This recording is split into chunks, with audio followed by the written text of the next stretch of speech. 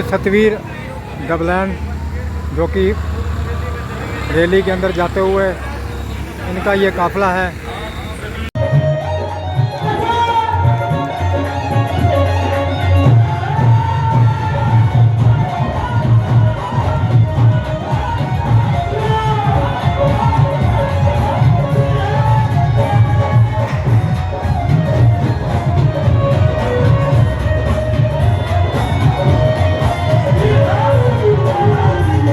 साल में 2 बार सीईटी होना था, 6 साल में 1 बार हुआ, उसका पेपर लीक हो गया।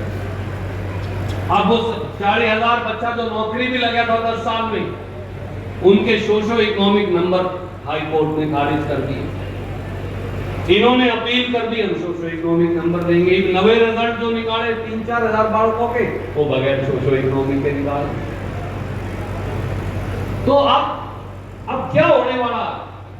अगर तो वो अपील मंजूर होगी तो ये हटेंगे जो ईद लगाए, नहीं तो वो हटेंगे 40,000 जो पहले 10 साल में लगे। उन सब से रिश्वत है, उनके रिश्वत के मुकदमे दर्ज हैं। बच्चे जाएंगे कहाँ? मैं बताता हूँ कहाँ जाएंगे। नरवाना हो, उचाना हो, कलायत हो, कैथड़ हो, कुंडरी हो, नारनौद हो, सारे बच्चे जो हैं अब डोंकी से विदेश जाएंगे। कोई बालक गांव में रह के राजी नहीं। लड़कियां भी अब कहने लगी हैं माँ बाप को, काका मुझे भी बाहर भेज दे। जिसके पास आधा पिल्टा आता है वो नियुक्त है, बाबू मेरा वो भेज दे, 20-30 लाख रुपए 40 लाख रुपए दे दे। 40 और 50 लाख में कभी डोंकी में, कभी पढ़ने के बाद में हमारा सारा बच्चा बाहर जाने लग रहा है, गांव खाली होने लग रहे हैं। क्या हजारों नौजवान यहाँ बैठे मेरे चारों ओर खड़े, मेरे भाई और गांव की लड़ाई लड़ी। जिस दिन राहुल गांधी जी इस देश के प्रधानमंत्री हो गए, पहला कानून देश की संसद में आपको एमएसपी का कानून बना के देंगे। आज की तारीख दिन और नरवाना की ऐतिहासिक घटना याद रखिएगा। जिस दिन राहुल गांधी देश के प्रधानमंत्री होंगे, देश की संसद कोई और काम नहीं करेगी, पहला कानून आपके एमएसपी की गारंटी का बना देंगे। ये कांग्रेस पार्टी का वचन है। हम जो कहते हैं वो निभा के देते हैं। याद करिए 2004 के अंदर जब मैं पार्टी का प्रधान था, हमने वादा किया था कंडेला में जो बीजेपी और लोकदल की सरकार ने किसान और गरीब और बैकवर्ड के हमारे भाई और साथी मारे थे, मंडियाली और कादमा के अंदर जो हमारे साथी मारे थे, उन सबको एक एक को नौकरी देंगे। 2005 के अंदर ट्रांसपोर्ट के विभाग के अंदर से बुला के हमने रोजगार दिया। आज फिर मैं आपको वचन देता हूं, आपके आशीर्वाद से कांग्रेस की सरकार बनेगी, हमारी हैसियत नहीं। लोग फैसला करेंगे, लोग मालिक हैं। जिस दिन कांग्रेस की सरकार 30 दिन के बाद बनेगी, पहला फैसला फिर उन शहीदों के परिवारों को रोजगार, रोटी, सम्मान और शहीद का दर्जा देने का करेंगे। आपका संघर्ष व्यर्थ नहीं जाएगा। आपके खेत और कल्याण की तरफ कोई आंख उठाकर देख नहीं पाएगा। आपके बेटों की, पोतों की, भाइयों की, भतीजों की कोई रोजी रोटी छीन नहीं पाएगा। आरती की आड़त जो 2.5% छीन ली गई है, कोई छीन नहीं पाएगा। ये कांग्रेस पार्टी का वचन और वादा है। ये आज नरवाना की इस ऐतिहासिक धरती से कांग्रेस पार्टी की ओर से मैं वचन देता हूं, कांग्रेस पार्टी की सरकार आएगी तो हम सबसे पहले खेत खलिहान, छोटे छोटे दुकानदार, आड़ती, गरीब मजदूर, रविदासिया, वाल्मीकि और बैकवर्ड की रक्षा करके दिखाएंगे।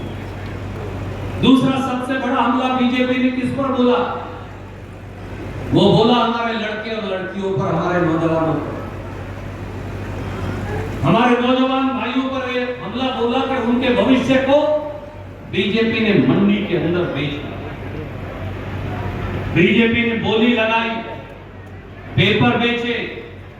आए दिन 47 पेपर 10 साल के अंदर लीक हुए। मुझे अभी यहां भाई भूपेंद्र सिंह बुरा खड़े, वो एक खबर पढ़वा रहे थे कि 20 लाख रुपए के अंदर एचसीएस का प्री एग्जाम का पेपर बेचा गया। एक अखबार ने लिख कर दिया। एएनएम 10 लाख में बिकी, बीएलडीए 10 लाख में बिके, एक्साइज इंस्पेक्टर का पेपर बिका, एग्रीकल्चर इंस्पेक्टर का पेपर बिका, क्लर्क का पेपर बिका, एचसीएस का पेपर बिका। HCS जुडिशियल यानी जज का पेपर बिका, केंद्र सरकार के मास्टर का पेपर बिका, हरियाणा सरकार के मास्टर का पेपर बिका। चपरासी और क्लर्क से लेकर और जज तक सारे पेपर बीजेपी ने बोली लगाकर बेच दिए। इस पेपर बेचने से मेरे काका ताऊ भाइयों साथियों नुकसान किसका हुआ? नुकसान हरियाणा के उन लाखों लाखों गरीब नौजवानों का हुआ जिनके पास 2000 रुपया पेपर की फीस भरने के लिए नहीं। क्या आपको मालूम है कि मनोहर लाल खट्टर और नायब सिंह सैनी ने केवल फॉर्म भरवा के कितना पैसा कमाया? पत्रकार और छायाकार साथी बैठे, लगभग 1000 करोड़ रुपए तो मेरे और आपके बेटों और भतीजों से और हमारे बच्चों से, हमारी बेटियों और बेटों से केवल फॉर्म भरवाने के 10 साल में बीजेपी की सरकार ने लिया, लगभग 1000 करोड़ रुपया।